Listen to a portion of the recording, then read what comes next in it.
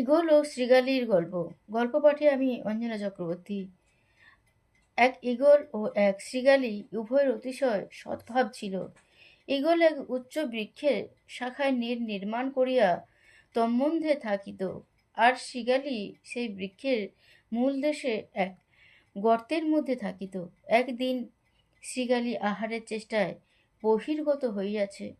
এমন সময়ে ঈগল অতিশয় ক্ষুধার্ত হইয়া নীর হইতে নির্গত হইল, এবং আমি যেরূপ উন্নত স্থানে থাকি, শৃগালী আমার কিছুই করিতে পারিবে না, এই ভাবিয়া আহারের নিমিত্ত একটি শাবক লইয়া নিজ নীড়ে প্রবিষ্ট হইল।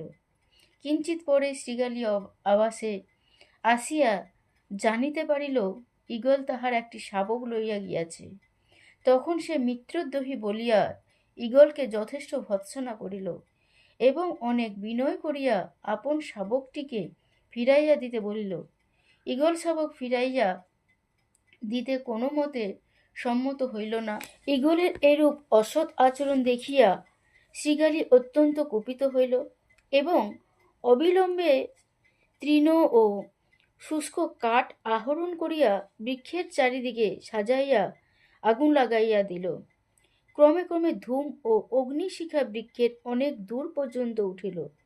তখন ঈগল আপনার ও আপন শাবকগণের প্রাণনাশের সম্ভাবনা দেখিয়া অতিশয় ভীত ও অস্থির হইল, এবং তৎক্ষণাৎ শৃগালীর শাবকটির ফিরাইয়া দিয়া বিনয় বাক্যে বারংবার এই বলিতে লাগিল, আমি না বুঝিয়া অসৎ কর্ম করিয়াছি, তুমি ক্ষমা ও দয়া করিয়া অগ্নি নির্বাণ করিয়া দাও।